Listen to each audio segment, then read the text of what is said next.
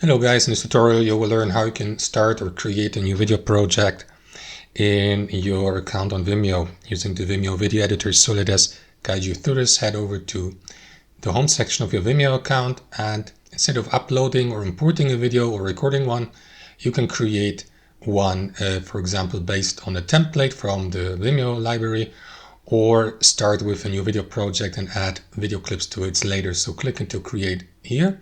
That is going to redirect you to this untitled video project. You may rename it, of course, here. And then what you want to do, guys, is click into media in the top left and either record the video, click into this button, this plus button here, to upload one from your device, or use that button here.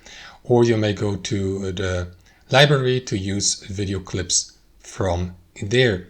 These will then be listed here so that you may drag them to your timeline, for instance.